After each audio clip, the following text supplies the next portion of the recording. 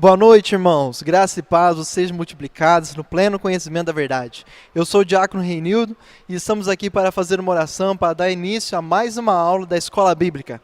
Amém? Vamos orar? Soberano Deus, eterno Pai, muito obrigado, meu Deus, por estar aqui na sua casa. Pai amado, vamos dar início a mais uma aula, Pai amado, a essa escola bíblica. E eu te peço, Pai amado, que o Senhor use o professor, use o pastor, Pai amado, no pleno conhecimento, Pai amado, da sabedoria, Pai amado, da tua palavra, para que venha nos ensinar, nos instruir a sua verdade, Pai amado. Pai amado, que venhamos aprender, Pai amado, em nome do Senhor Jesus Cristo cada vez mais. E que teu Espírito Santo nos dê sabedoria, entendimento e conhecimento, para que venhamos entender e discernir, Pai amado, a sua palavra, aquilo que o Senhor quer nos ensinar. É o que eu te peço e te agradeço desde já, em nome do Senhor Jesus Cristo. Amém. E quero falar agora com vocês o pastor Moisés. Amém? Graça e paz, irmãos. Boa noite a todos. Hoje nós estaremos estudando a 7ª lição da nossa revista, que traz como título a autossubstituição de Deus. Eu quero ler aqui o texto base que dá início aqui, ou melhor, que dá base à nossa lição. Depois nós estaremos lendo o texto devocional e o versículo-chave. O texto base se encontra no livro do profeta Isaías, capítulo 53, do versículo 1 ao versículo 12, que diz assim: Quem creu em nossa pregação, e a quem foi revelado o braço do Senhor, ele cresceu diante dele como um broto tenro e como uma raiz saída de uma terra seca. Ele não tinha qualquer beleza ou majestade que nos atraísse. Nada havia em sua aparência para que o desejássemos. Foi desprezado e rejeitado pelos homens. Um homem de dores e experimentado no trabalho, como alguém de quem os homens escondem o rosto. Foi desprezado e nós não o tínhamos em estima. Certamente ele tomou sobre si as nossas enfermidades e sobre si levou as nossas dores. Contudo, nós o considerávamos castigado por Deus atingido e afligido. Mas ele foi transpassado por causa das nossas transgressões, foi esmagado por causa das nossas iniquidades. O castigo que nos trouxe a paz estava sobre ele, e pelas suas feridas fomos curados. Todos nós andávamos como ovelhas, nos desviamos. Cada um de nós se voltou para o seu próprio caminho, e o Senhor fez cair sobre ele a iniquidade de todos nós. Ele foi oprimido e afligido, e contudo não abriu a sua boca. Como um cordeiro foi levado para o matadouro, e como uma ovelha que diante de seus tosqueadores fica calada, ele não abriu a sua boca. Com o julgamento opressivo ele foi levado. E quem pôde falar dos seus descendentes? Pois ele foi eliminado da terra dos viventes, por causa da transgressão do meu povo, ele foi golpeado. Foi-lhe dado um túmulo com os ímpios e com os ricos em sua morte, embora não tivesse cometido nenhuma violência, nem houvesse nenhuma mentira em sua boca. Contudo, foi da vontade do Senhor esmagá-lo, fazê-lo sofrer. E, embora o Senhor tenha feito da vida dele uma oferta pela culpa, ele verá sua prole e prolongará os seus dias. E a vontade do Senhor prosperará em suas mãos. Depois do sofrimento de sua alma, ele verá a luz e ficará satisfeito. Pelo seu conhecimento, meu servo justo justificará muitos e levará as iniquidades deles. Por isso eu lhe darei uma porção entre os grandes, e ele dividirá os despojos com os fortes, porquanto ele derramou a sua vida até a morte, e foi contado entre os transgressores. Pois ele levou o pecado de muitos, e pelos transgressores intercedeu. Amém? Nós vamos ler agora o texto devocional. Redobre a sua atenção, porque ele tem parte direta na lição, Então, o texto devocional que se encontra na carta de Paulo aos Romanos, no capítulo 9, versículo de número 1 até o versículo de número 5, diz assim: Digo a verdade em Cristo, não minto. Minha consciência o confirma no Espírito Santo. Tenho grande tristeza e constante angústia em meu coração, pois eu até desejaria ser amaldiçoado e separado de Cristo, por amor de meus irmãos, os de minha raça, o povo de Israel. Deles é a adoção de filhos, deles são a glória divina, as alianças, a concessão da lei, a adoração no templo e as promessas. Deles são os patriarcas, e a partir deles se traça a linhagem humana de Cristo, que é Deus acima de todos, bendito seja, bendito para sempre. Amém. Agora o versículo-chave, ou como mais conhecido, o texto de ouro, né? O versículo 6 de Isaías 53, diz assim: todos nós, como ovelhas, nos desviamos, cada um de nós se voltou para o seu próprio caminho, e o Senhor fez cair sobre ele a iniquidade de todos nós. Amém? Pois bem, irmãos, ao estudar essa lição, ela tem como alvo, né, nos dar condições de conceituar biblicamente o que é expiação. Também, ao estudar essa lição, o aluno será capaz de conceituar o que significa expiação no âmbito da Bíblia, sentir também, né, ou imaginar o que seria o sacrifício do ser humano comum pelo pecado, e agir, né, ou anunciar às pessoas a expiação que Deus providenciou para a redenção do ser humano. Pois bem, irmãos, essa lição, né, esse quadrimestre, nós vamos tratar de assuntos bem teológicos, e de modo que a nossa aula tem de ser de maneira expositiva, né? Por isso nós estaremos usando o quadro para expor de maneira sistemática a lição de hoje. Amém? Nós temos aqui o quadro, né, de um altar, que parecido com o do Antigo Testamento, né, como era feito o sacrifício. Vocês podem observar que este altar está vazio, né? A pergunta é: quem deveria estar aqui? Diante disso, né, nós vemos que, de acordo com o Antigo Testamento, animais eram sacrificados para que houvesse remissão dos pecados. Isso acontecia para que não houvesse o sacrifício do próprio homem. No Novo Testamento, Deus resolveu este problema definitivamente entregando o seu Filho para o sacrifício. Jesus morreu na cruz em nosso lugar, salvou-nos, e a partir daí não foi mais necessário qualquer sacrifício.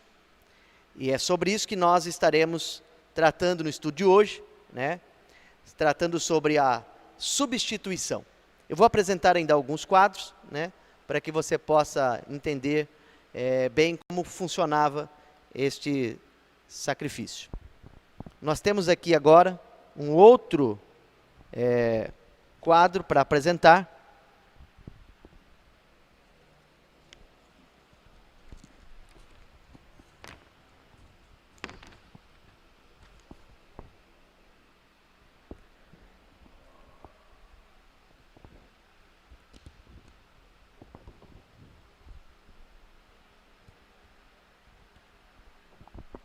Pois bem, assim era oferecido o holocausto, né? Nós estamos vendo aqui um cordeiro que foi imolado, né, sobre o altar, e ele era oferecido para cobrir o pecado, né? Cobrir até que chegasse Jesus para oferecer o sacrifício perfeito. Então, como nós vimos no altar anterior, né, ele estava vazio. Na antiga aliança, o sacrifício, quem morria no nosso lugar era um cordeiro, né? E nós mostramos o altar vazio para que você pudesse conscientizar de que quem deveria estar no altar não era o animal, e sim nós. Mas Deus, pela sua infinita misericórdia, pela sua infinita graça, né, permitiu que se oferecesse o sacrifício dos animais para encobrir o nosso pecado até que Jesus viesse se oferecer, né, como homem e como Deus, o sacrifício perfeito. Nós vamos para o nosso último quadro aqui, ou penúltimo quadro, mostrando aqui as duas imagens juntas, para a gente melhor entender.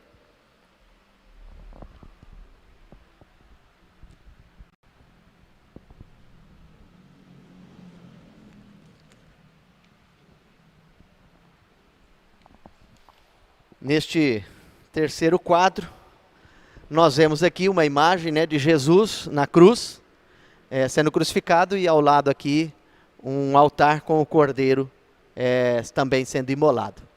Isso representa bem, né, as duas alianças, né? Antes de Jesus ser levado à cruz, ele firmou a nova aliança feita no seu sangue. Então nós vamos hoje falar exatamente sobre isso. Amém?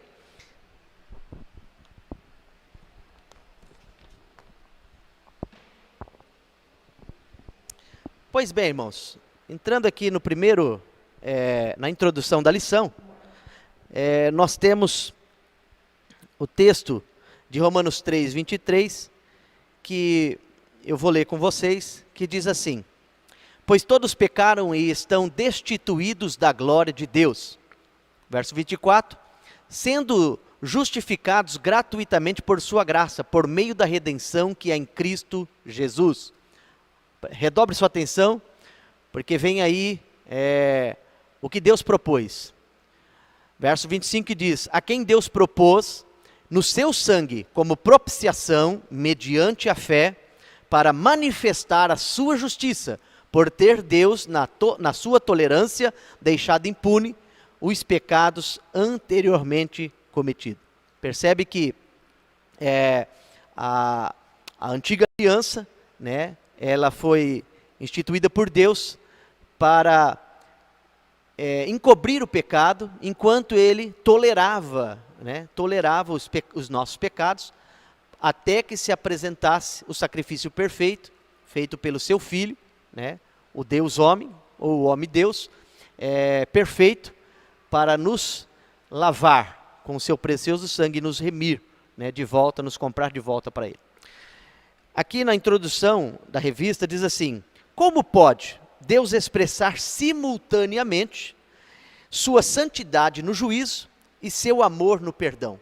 Né? Como pode Deus expressar então de forma simultânea, uma após a outra, né? Primeiro a sua santidade, aplicando o juízo, né, em Cristo, e também o seu amor através do perdão, perdoando os nossos pecados. Então Deus conseguiu, né, reunir essas duas coisas, né, a sua justiça e o seu amor na cruz do Calvário, sacrificando o seu próprio Filho. Somente providenciando um substituto divino para o pecador, de modo que o substituto recebesse o juízo e o pecador o perdão. Assim, foi assim que Deus fez, né? Providenciou um substituto, né, seu Filho, sem pecado, para oferecer o sacrifício perfeito, e desse modo, né, aplicando o seu juízo no seu próprio Filho, e nós, os pecadores, recebendo da parte de Deus não o castigo, mas o seu perdão.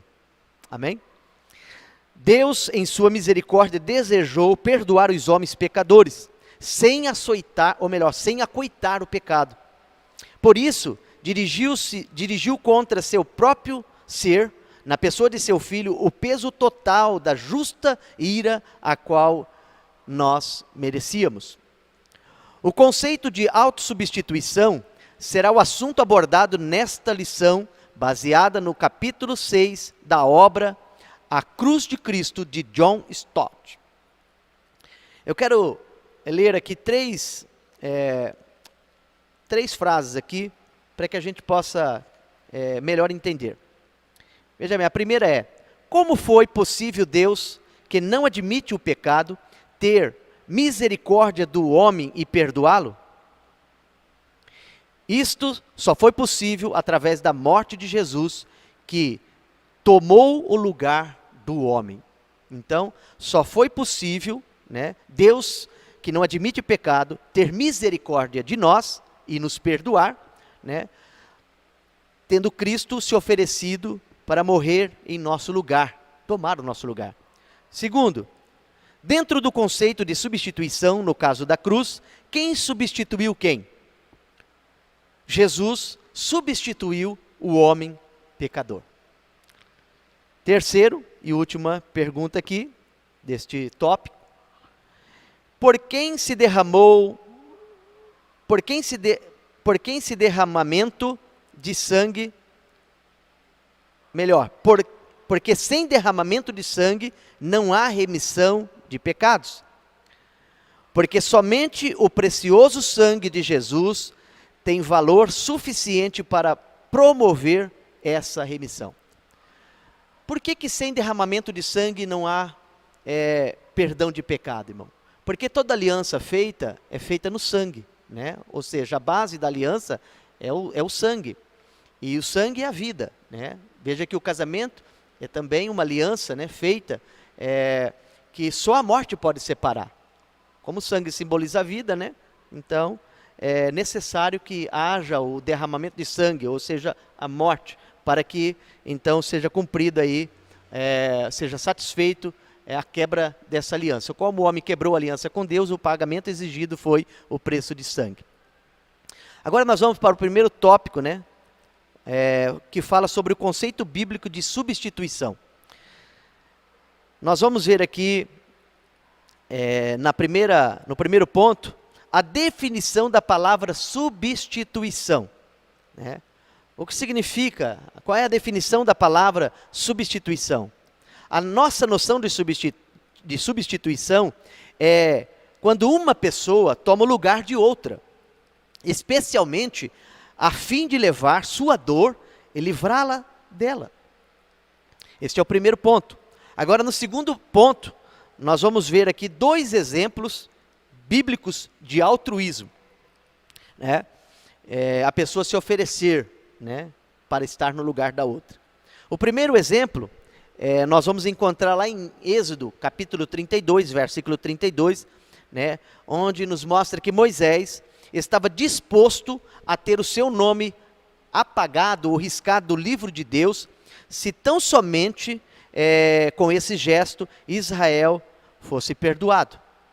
Êxodo 32, no versículo de número 32 diz assim: mas agora eu te rogo, perdoa-lhes o pecado, senão risca-me do teu livro que escreveste. Agora o outro exemplo, nós encontramos em Romanos 9, né? Romanos 9, versículo 1 ao versículo 5, onde Paulo expressou este ato de altruísmo, né? Se oferecendo ou preferindo estar fora do plano de salvação de Cristo do que perder os seus irmãos, né? O texto de Romanos, capítulo 9, versículo 5 diz assim, de 1 a 5, digo a verdade em Cristo, não minto, minha consciência o confirma no Espírito Santo, tenho grande tristeza e constante angústia em meu coração, pois eu até desejaria ser amaldiçoado e separado de Cristo, por amor de meus irmãos, os de minha raça, o povo de Israel.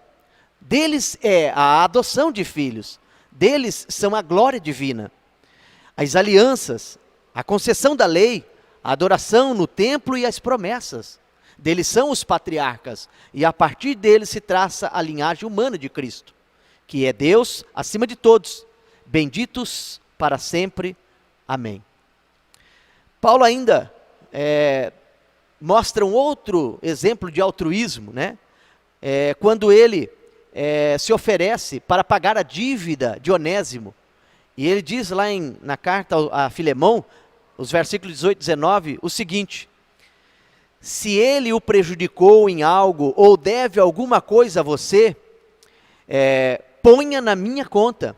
Eu, Paulo, escrevo do próprio punho, e eu pagarei, para não dizer que você me deve a própria vida, né? Então nós vemos aqui 2 exemplos de altruísmo de Paulo, o qual nos remete a pensar um pouco, né, irmãos? Porque a Bíblia nos ensina que nós devemos ter o mesmo sentimento que houve em Cristo Jesus. Lá na carta aos Filipenses, Paulo deixa isso bem claro. E sentimento esse que é de se colocar no lugar do outro, de ter compaixão, de ter altruísmo, né?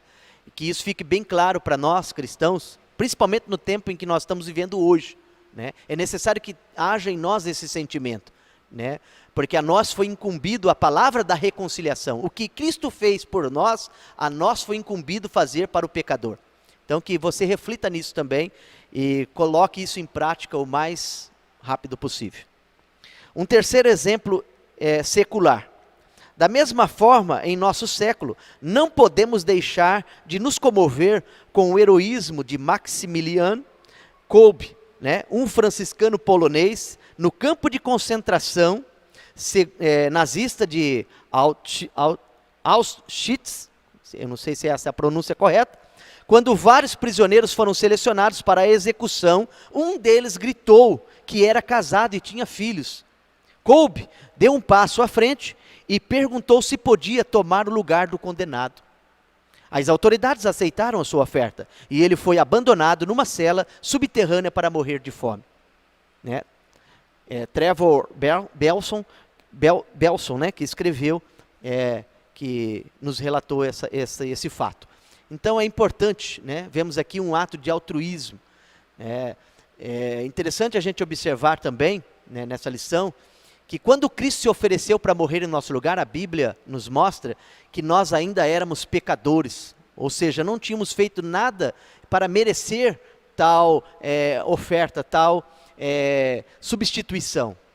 E este mesmo pensamento, né, tem de haver em nós, porque se a gente ficar esperando, né, que alguém seja bom para lhe proporcionar a salvação através do nosso ensino, não seria justo da nossa parte, mesmo porque nós fomos alcançados sendo nós ainda pecadores por Deus. Então não fique esperando, irmão, né? Faça a sua parte, cumpra o ídolo do Senhor, né? Porque a graça de Deus, ela esteve sobre nós e também está em nós, para que nós possamos reparti-la com os demais.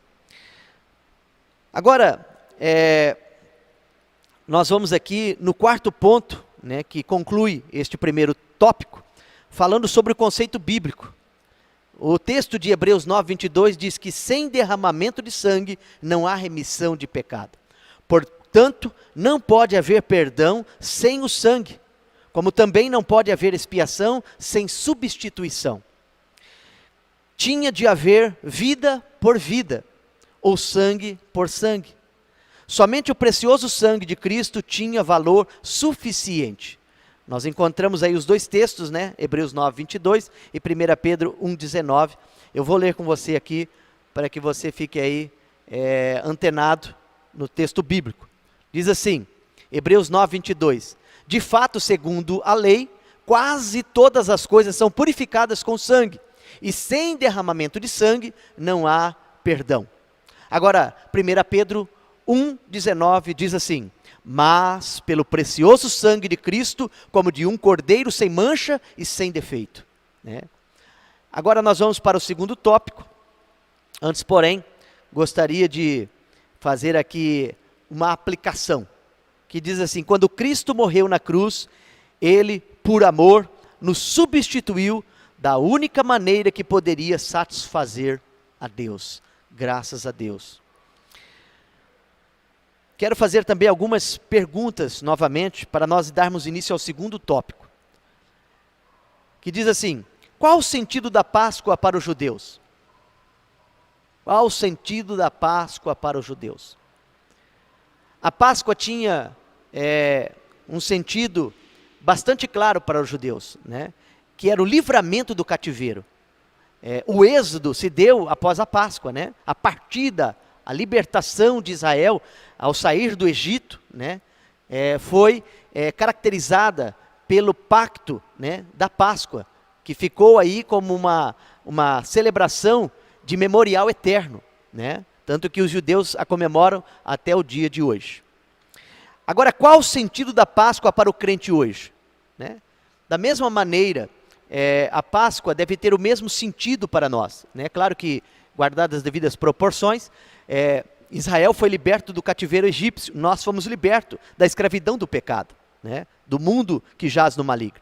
Então, o sentido da Páscoa para nós é a libertação, o êxodo, né? Que nós demos início no dia da nossa conversão, da nossa entrega, da entrega da nossa vida a Cristo, da libertação da escravidão do pecado. Mais uma pergunta, na primeira Páscoa, né, que aconteceu lá no Egito, Que sentido teve a passagem de Deus por cima da casa dos israelitas? Qual era o sentido, né, de Deus passar por cima da casa dos israelitas? O sentido de proteção, né? Deus passou por cima, protegendo eles, né? Eles estavam protegidos. Por que os primogênitos israelitas não foram mortos? Porque um cordeiro havia morrido no lugar deles. Eles aceitaram aquilo que Moisés colocou como condição para livrar os primogênitos dos israelitas, né? Moisés ordenou que deveriam ser escolhido um cordeiro, né, de 1 ano, sem mancha, sem ruga, e ele ser oferecido juntamente com toda a família, né, ali, ser imolado, e o sangue ser aspergido sobre a porta, os umbrais da porta da casa de cada um. Eles comiam aquele sacrifício, aquele cordeiro que for ali imolado, entravam para dentro da sua casa, e o sangue na verga das portas, né, era o sinal de que ali aquela família havia aceitado a proposta que Deus fez a Moisés, como se eles tivessem aceitado o sacrifício daquele cordeiro para protegê-los, né? Bem como nós também.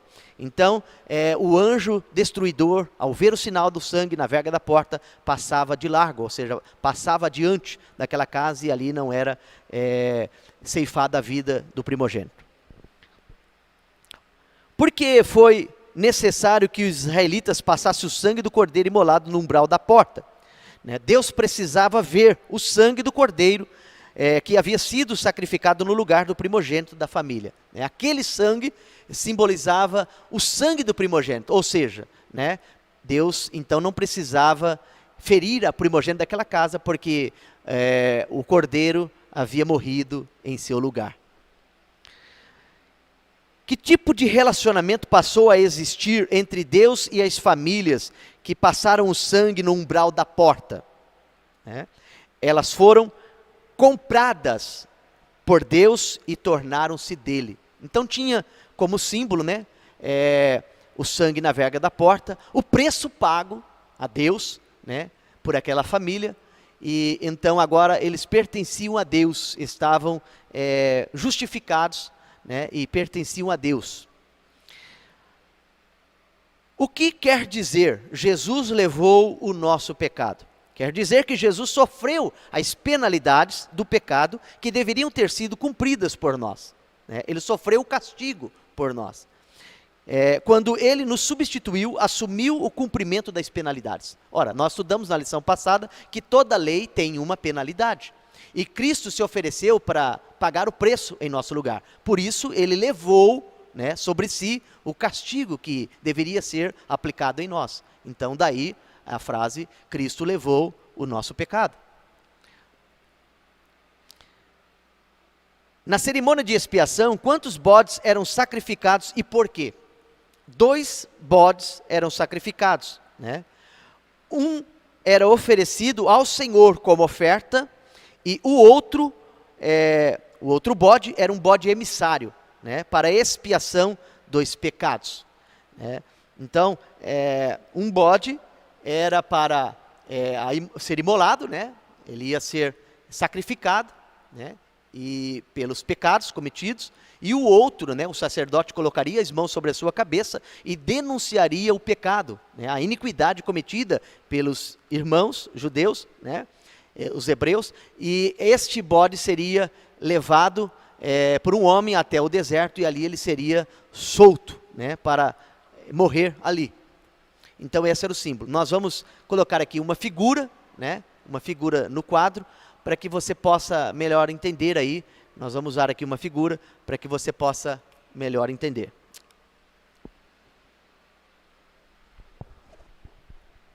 Beleza aí? Dá para ver?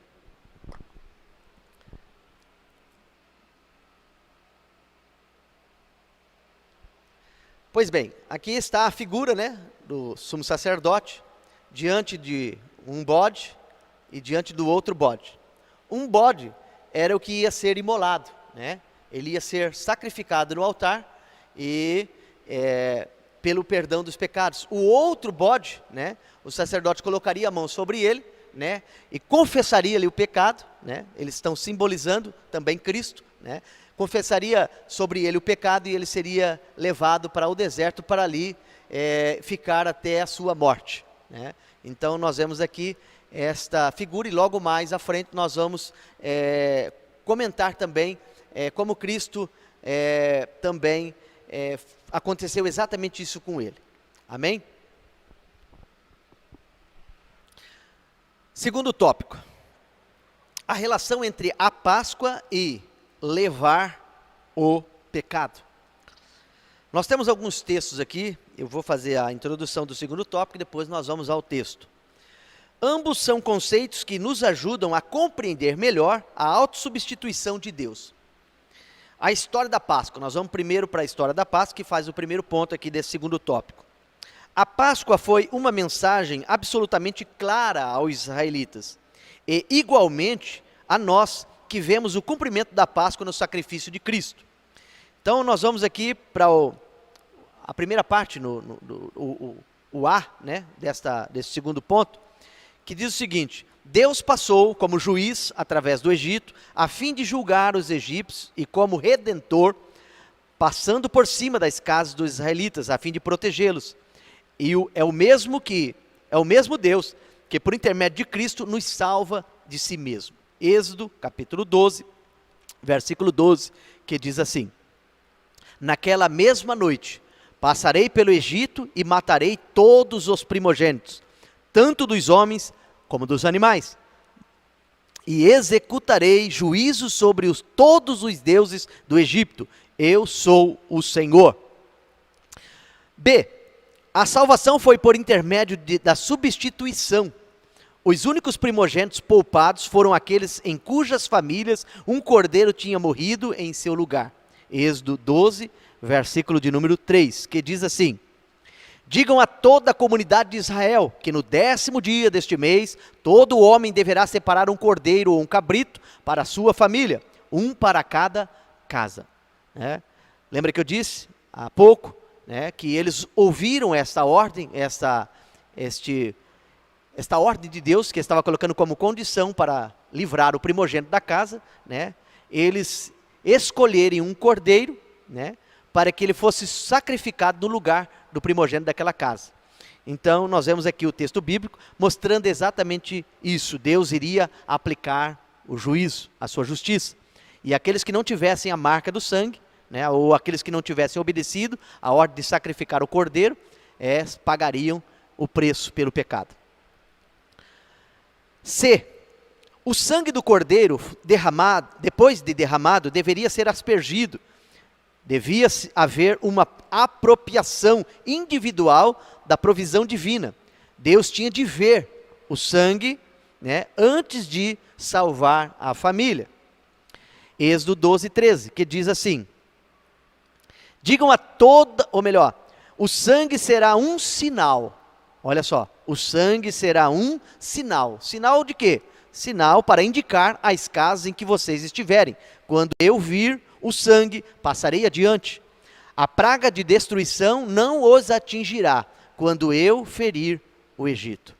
Então o sangue era um sinal de que aquela família havia aceitado o sacrifício imposto por Deus de imolar o cordeiro. Então, assim também, irmãos, fazendo aqui uma analogia, uma reflexão, aquele que aceita Cristo, tem por sinal o sangue de Cristo sobre si, lavando as suas vestiduras, o cobrindo, para que Deus então não aplique a sua justiça, a sua ira. Quando Deus olha dos céus, porque apesar de aceitarmos a Cristo como nosso Salvador, nós não deixamos de ser pecadores, mas temos os nossos pecados perdoados, e o sangue que faz a lavagem das nossas vestes, ele também serve como algo que nos cobre, para que Deus não derrame a sua ira sobre nós. Quando Deus vê o sangue de Cristo sobre nós, então ele passa adiante, e nós não sofremos a penalidade. Agora, o D.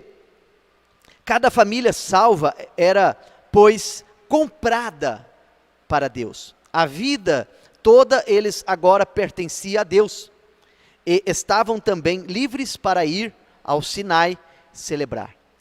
Da mesma forma, aquele que aceita Cristo, né, tem sobre si o sangue de Jesus, e agora ele passa a pertencer a Deus, ele se torna propriedade peculiar do Senhor, né, e ele pode então celebrar ao Senhor. Jesus disse certa feita à mulher no poço de Jacó, né, quando ela o questionou a respeito de quem estaria certo, aqueles que adoravam no templo ou adoravam no monte, né, e Jesus disse a ela que Deus Pai procura verdadeiros adoradores, aqueles que o adoram em espírito e em verdade, né? E aqui nós vemos uma característica, né, desses verdadeiros adoradores, aqueles que têm de fato o sangue de Cristo como marca, né, como preço pago pela sua vida e oferecido a Deus. Êxodo 12:14 diz assim: este dia será um memorial que vocês e todos os seus descendentes celebrarão como festa ao Senhor, celebrem-no como decreto perpétuo, né? Também fica aqui o alerta, né, a nós, que quando nós aceitamos a Cristo, né, e devemos também celebrar este momento, e ele é celebrado na ceia do Senhor, na Santa Ceia do Senhor, né? Todos aqueles que de fato aceitaram a Cristo passam pelo batismo, e depois eles têm, né, como obrigação celebrar a Santa Ceia do Senhor, né? Hoje nós estamos vendo o tempo em que a Santa Ceia do Senhor se tornou algo opcional, o que não é verdade, né? A Santa Ceia do Senhor é uma ordenança dada por Cristo, né? E ele deixa bem claro que aquele que não come da sua carne, não bebe do seu sangue, não tem parte com ele. Daí a importância da gente celebrar este ato, né, de Santa Ceia, esta ordenança do Senhor, né, como algo de memorial, né? Nesse momento nós devemos fazer como faziam os judeus, lembrar que Jesus se ofereceu no nosso lugar e nos libertou da escravidão do pecado, e por isso temos o dever de celebrar a Santa Ceia do Senhor, né, conscientemente de que Jesus morreu em nosso lugar, daí, né, evitando ao máximo cometer o erro, o pecado, porque senão não estamos discernindo aquilo que Jesus fez por nós na cruz do Calvário. Agora nós vamos aí à aplicação desse segundo tópico, né, que diz assim: para que pudéssemos adorar a Deus, o mesmo se deu por meio de Jesus, o Cordeiro Pascal, João 1:29, que morreu em nosso lugar, derramando o seu precioso sangue para nos fazer livres para o adorar. Agora nós vamos aí para o segundo ponto, né? Nós acabamos de ver o primeiro ponto, né, do segundo tópico. Agora nós vamos para o segundo ponto do segundo tópico, que fala sobre a noção de levar o pecado. No Novo Testamento, lemos a respeito de Cristo, que ele mesmo carregou, né, abre aspas, em seu corpo, sobre o madeiro, os nossos pecados. 1 Pedro 2:24, que diz assim: ele mesmo levou em seu corpo os nossos pecados sobre o madeiro, a fim de que morrêssemos para o pecado e vivêssemos para a justiça. Por suas feridas vocês foram curados, ou nós fomos curados. Então nós vemos aqui, irmãos, né, que Jesus levou sobre si, né, os nossos pecados. Como entender levou sobre si os nossos pecados? Ora, o pecado é o quê? Né? É um pagamento, é uma condenação de quem infringe a lei, né? É o açoite de quem infringe a lei. Lá em Romanos 3:23 diz que o salário do pecado é a morte. E quem morreu? Jesus. Então ele levou sobre si os nossos pecados. Ele foi açoitado, ele foi ferido, né? Porque essa é a punição a quem se transgride a lei, né? Então Jesus pagou, ele levou sobre si os nossos pecados, por isso sofreu tudo o que tinha que fazer. E pior, né? Conforme diz Isaías, nós o vimos como alguém que era afligido e ferido por Deus, né? Como se ele tivesse cometido o pecado, quando ele foi transpassado pelas nossas transgressões. Prosseguindo, né? De igual forma que foi oferecido uma vez para sempre para tirar os pecados de muitos. Hebreus 9:28, né, que diz assim: Assim também Cristo foi oferecido em sacrifício uma vez, uma única vez, para tirar os pecados de muitos. E aparecerá a segunda vez, não para tirar o pecado, mas para trazer a salvação aos que o aguardam. Aleluia. Só que pode glorificar o nome do Senhor, glorifique-o, na beleza da sua santidade. E quem não pode, ainda porque não aceitou, faça isso o mais rápido possível. Pois bem, irmãos, mas o que significa levar o pecado? Como eu já disse, ele levou sobre si o pecado, porque assumiu o nosso lugar, e a punição para quem transgredisse era a morte. Então levar o pecado não significa que Deus se tornou simpatizante dos pecadores, mas sim ofereceu, que sofreu as penalidades deles. A expressão levar o pecado aparece com frequência nos livros de Levítico e de Números, e refere-se àquele que peca, quebrando as leis de Deus, que levará sua iniquidade, isto é, será tido como responsável ou sofrerá pelos seus pecados. Terceiro ponto, o cerimonial da expiação pode explicar melhor. Vamos a ele. Primeiro passo, o sumo sacerdote devia tomar 2 bodes, para a oferta pelo pecado, a fim de expiar os pecados da comunidade israelita como um todo. Levítico 16, verso 5, que diz assim: receberá da comunidade de Israel 2 bodes como oferta pelo pecado e 1 carneiro como holocausto. Então, como nós apresentamos ali, receberá da comunidade de Israel 2 bodes como oferta pelo pecado e 1 carneiro como holocausto. Agora, segundo passo, um bode deveria ser sacrificado e seu sangue aspergido nas paredes do tabernáculo.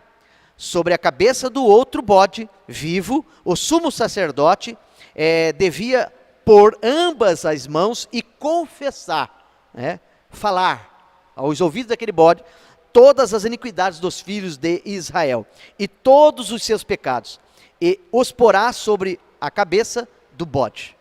Levítico 16, versículo 21, que diz: então colocará as 2 mãos sobre a cabeça do bode vivo e confessará todas as iniquidades e rebeliões dos israelitas, todos os seus pecados, e os porá sobre a cabeça do bode. Em seguida, enviará o bode para o deserto aos cuidados de um homem designado para isso. Então, era assim que era feito.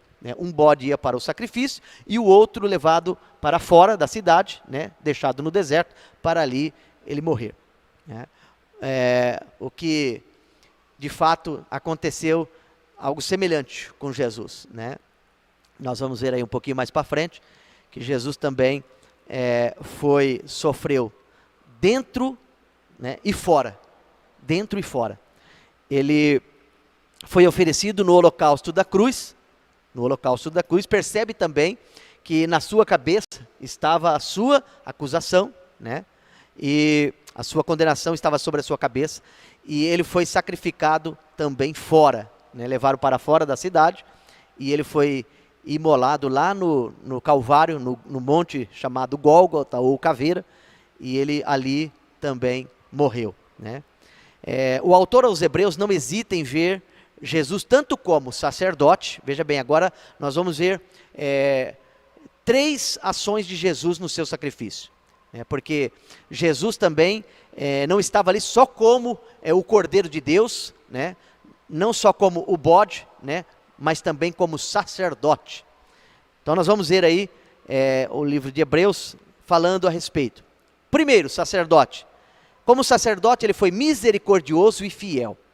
Hebreus 2,17 diz assim: por essa razão era necessário que ele se tornasse semelhante a seus irmãos em todos os aspectos, para se tornar sumo sacerdote, misericordioso e fiel com relação a Deus e fazer propiciação pelos pecados do povo. Ora, veja bem, para ser sacerdote, precisava conhecer as necessidades do povo, precisava ser experimentado nas adversidades.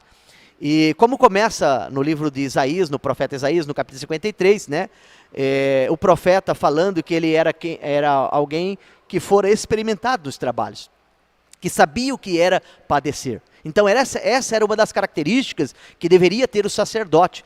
Se nós voltarmos um pouco lá atrás, no livro de Jó, nós vamos ver Jó tentando explicar a Deus o seu sofrimento, tentando fazer com que Deus entenda o seu sofrimento, apelando para que Deus olhasse de uma maneira misericordiosa, né, e fosse fiel a ele como ele estava sendo fiel a Deus, né, na sua vida. E nós vamos ver que ele não consegue, de uma certa forma, fazer com que Deus entenda. E ele então clama, né, quem dera houvesse um intermediador entre mim e ti, que houvesse um Deus homem que pudesse explicar a nossa dor, que explicar o nosso sofrimento. E aqui nós vemos cumprindo, né, esse desejo de Jó. Né? Deus cumprindo na pessoa de Cristo, né? Alguém tirado dentre os homens, que sabia o que era padecer, que sabia o que era sofrer, que fora experimentado nos trabalhos. Né? Veja bem que Jesus como pão teve fome, Jesus como água teve sede. Né? E, então ele era experimentado, ele sabia entender. Como sacerdote, né, do próprio sacrifício, ele soube entender as nossas fraquezas, nossas dores, e por isso ofereceu o sacrifício perfeito. Ele era perfeito e perfeitamente habilitado para essa obra. Prosseguindo, nós vemos aí as duas vítimas, né? O bode sacrificado, cujo sangue era levado para o santo dos santos, né?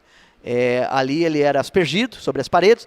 Hebreus 9, 7 e 12 diz assim: no entanto, somente o sumo sacerdote entrava no lugar santíssimo, né, apenas uma vez por ano, e nunca sem apresentar o sangue do sacrifício, que ele oferecia por si mesmo e pelos pecados que o povo havia cometido por ignorância.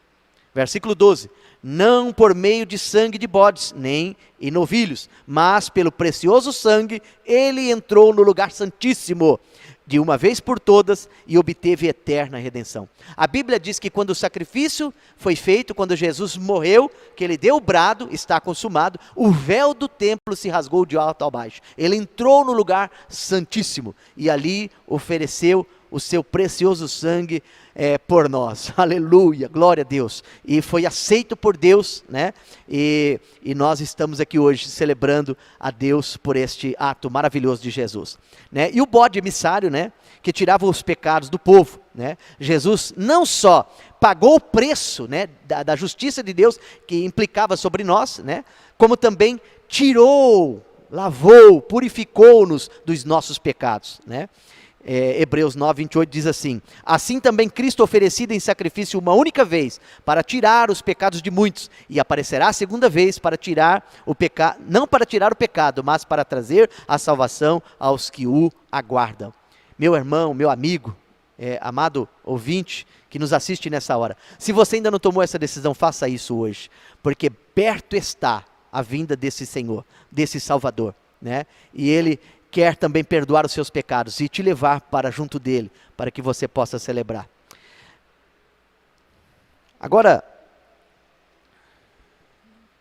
quero fazer aqui as considerações finais, né, deste último tópico, que diz assim, a aplicação prática. Mais uma vez vemos em Jesus a plenitude de Deus. Colossenses 1,19, sua morte na cruz satisfez a todos, e seu papel substituiu a todos também. Algumas perguntinhas. Quem foi Jesus? Um ser humano? Se fosse somente humano, não poderia salvar os pecados dos outros homens, mas ele tinha as duas naturezas, humana e divina. Jesus foi Deus com aparência humana? Não. Jesus foi Deus homem e só assim poderia ser o nosso substituto. Por que Jesus foi qualificado para representar Deus e o homem? Por ser Deus homem, ele pôde fazer a mediação entre Deus e o homem. A Bíblia diz que só há um nome, em cima no céu, embaixo na terra, pela qual importa que os homens sejam salvos, Jesus Cristo, homem. Terceiro tópico. Quem é o substituto? Pois bem, neste terceiro tópico, nós vamos estudar um pouco melhor para saber quem é esse nosso substituto. Temos aí alguns textos que nós vamos estar lendo no decorrer da lição, né? Gostaria que você acompanhasse comigo. Começando o seguinte, na introdução: quem tomou o nosso lugar, levou o nosso pecado, tornou-se maldição por nós, sofreu a nossa penalidade, morreu a nossa morte. Quem foi? É certo que Deus prova o seu amor para conosco, pelo fato de ter Cristo morrido por nós, sendo nós ainda pecadores. Romanos 5, versículo 8. A maior prova, irmãos, né, do amor de Deus para conosco, não está simplesmente no fato de ter Cristo morrido por nós, mas sim por ter Cristo morrido por nós, sendo nós quem éramos, ainda pecadores, né? Como a Bíblia diz, o próprio apóstolo Paulo, ele diz que até alguém se anima a morrer por alguém bom, né, por alguém de bem. Alguém até se anima a morrer, como nós vimos no exemplo aqui citado, né, daquele jovem polonês que se ofereceu para morrer no lugar do amigo, né? Então, de modo que alguém até se oferece para morrer no lugar de uma pessoa boa. Mas o texto mostra que Deus prova o seu amor pelo fato de ter Cristo morrido por nós, sendo nós ainda pecadores. Ou seja, né, sem a ciência de que nós o aceitaríamos, sem a ciência de que nós o receberíamos como nosso único e suficiente Salvador. Será que alguém seria capaz de morrer por alguém que não tem nenhuma perspectiva de mudança, que não tem nenhuma sombra de mudança, de desejo de fazer o bem? Fica aí a pergunta. Essa seria a resposta simples, né? Superficial, mas quem foi esse Cristo? Como devemos pensar a respeito dele? Para isso nós vamos no primeiro ponto do terceiro tópico, que diz o seguinte: foi ele apenas um homem? Se assim for, como poderia um ser humano substituir outros seres humanos? Segundo ponto: foi ele apenas Deus com aparência de homem? Se for assim, como poderia ele representar a humanidade, né? Além disso, como poderia ele ter morrido? Então são duas questões aqui que nos faz pensar, né? Se ele era apenas Deus, como poderia sentir, né? Como poderia saber as nossas fraquezas, sentir as nossas necessidades? Como ele poderia nos ver, como nós nos sentimos, como nós sofremos com o peso do pecado? E se fosse Deus, somente Deus também, né? Como poderia morrer? Haja visto que Deus é eterno, não morre, é imortal.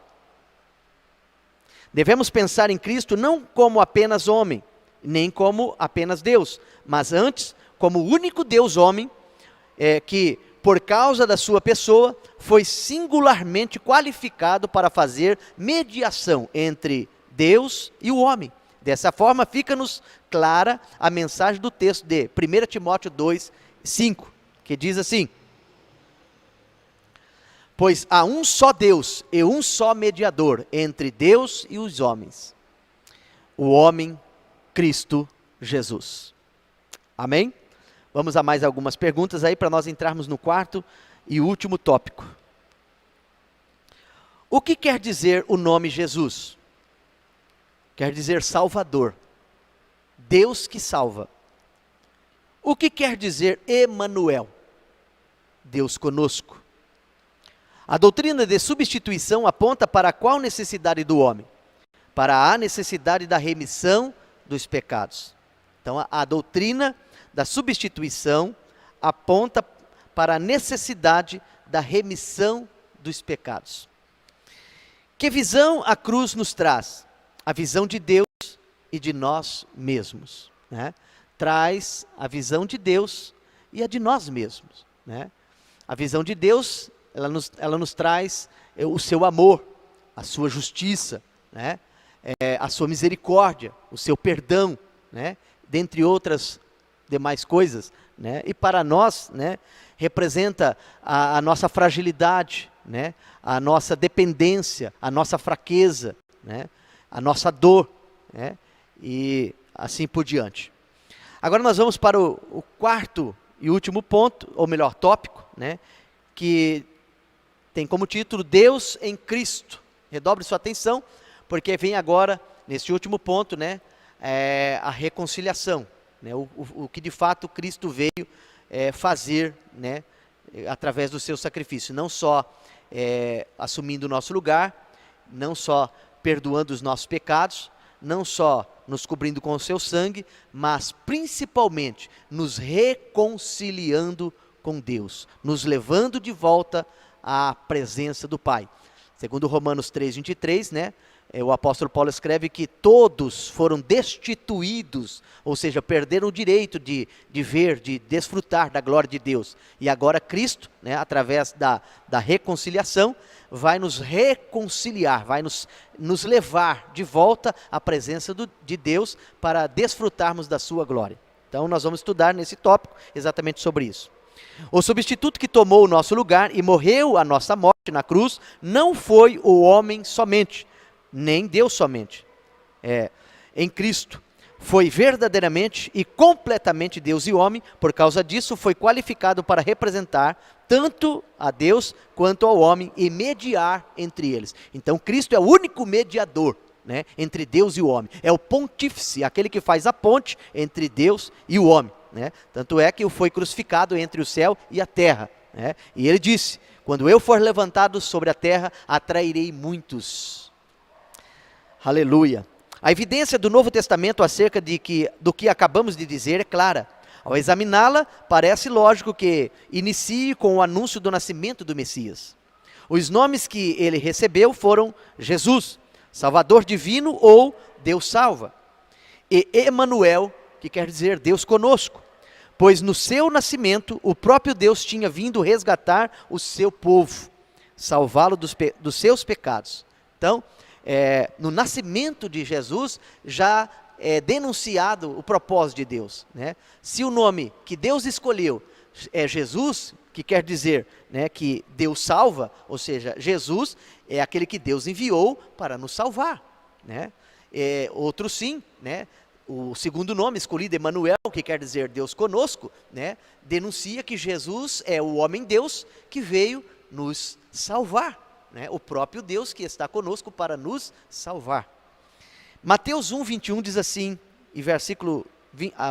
do versículo 21 ao 23, e ela dará à luz um filho, e você deverá dar-lhe o nome de Jesus, porque ele salvará o seu povo dos seus pecados. Tudo isso aconteceu para que se cumprisse o que o Senhor dissera pelo profeta: a virgem ficará grávida e dará à luz um filho, e o chamarão Emanuel, que significa Deus conosco. Essa convicção de que o Pai e o Filho não podem ser separados, especialmente quando falamos sobre expiação, tem em Paulo grande confirmação. Por exemplo, tudo provém de Deus, referindo-se à obra da nova criatura. 2 Coríntios 5:17 a 18, que diz assim: portanto, se alguém está em Cristo, é nova criação. As coisas antigas já passaram, e eis que surgiram coisas novas. Tudo isso provém de Deus, que nos reconciliou consigo mesmo por meio de Cristo e nos deu o ministério da reconciliação. Ou seja, Deus em Cristo estava reconciliando consigo o mundo, não levando em conta os pecados dos homens, e nos confiou a mensagem da reconciliação. Amém? Veem aí, irmãos, né, que Deus estava em Cristo, ou através de Cristo, né, nos reconciliando. Foi a maneira que Deus, né, fez, né, a maneira que Deus planejou, a maneira que Deus executou para nos trazer de volta, para cumprir o que disse a mulher e Adão lá em Gênesis 3:15. Né? Foi a maneira que Deus encontrou, é o plano da salvação, é a soteriologia, a doutrina da salvação que Deus colocou em prática em Cristo Jesus, né, para que Ele pudesse resgatar-nos de volta, para que Ele pudesse nos trazer de volta à sua presença, né? Haja visto que quando ele disse essas palavras em Gênesis 3,15, ele teve de expulsar o homem do jardim. E agora, né, com o sacrifício de Cristo, ele nos trouxe de volta para a sua gloriosa e majestosa presença. Aleluia, glória a Deus. Agora tem que também entender, né, e colocar em prática o propósito que se deriva deste ato feito em Cristo, né? Feito através de Deus em Cristo Jesus, que é também nos incumbindo do ministério da reconciliação. O ministério é serviço, né? E que serviço é esse? A reconciliação. Deus nos deu esta palavra, né? A sua palavra, que através dela nós vamos reconciliar os demais que ainda estão longe para a sua gloriosa presença. Essa é a nossa função, essa é a nossa incumbência. Lá em 2 Coríntios, capítulo 4, Paulo fala a respeito das circunstâncias desse ministério, e diz ele que esse é um ministério sobrenatural, ou seja, vem da parte de Deus para nós, e que nós não devemos nos envergonhar, pelo contrário, deveríamos nos envergonhar das coisas que anteriormente cometíamos, mas que nós deveríamos assumir este serviço, haja visto que ele foi feito na misericórdia de Deus, né, e na sua graça, ele nos alcançou para o cumprimento deste ministério, e que nós deveríamos fazer de maneira bastante forte, bastante consistente, né, para ganhar o maior número de almas possível, né? E que nós não deveremos afrouxar as nossas mãos e nem nos desfalecer diante das circunstâncias, né? Mas que nós devemos prosseguir. Paulo ainda fala que, porque muitos colocam como desculpa, né, o fato de não entender ou não conhecer a palavra ou não ter um entendimento da palavra, mas Paulo coloca ali dizendo o seguinte, que o evangelho já não está encoberto para nós, e sim para aqueles que se perdem. Haja visto que Cristo nos esclareceu através da nossa conversão, e nós já o recebemos em nossos corações, de modo que nós já temos capacidade, né, dada por Deus através do abrir dos nossos olhos, para evangelizar, para falar do que Cristo pode fazer através do seu sacrifício. Então, que nós possamos assumir essa responsabilidade e proclamar, né, a todos as boas novas que Deus nos deu através de seu Filho, Jesus Cristo. Amém? Quero aqui deixar também o título da nossa próxima lição, será a lição de número 8, que traz como título A Salvação Mediante a Cruz. Diante disso, quero deixar aqui o meu abraço a todos, né? Peço que você assiste, compartilhe, deixe o seu like, né? Se inscreva no canal, e até a próxima, se Deus assim nos permitir. Fique com Deus.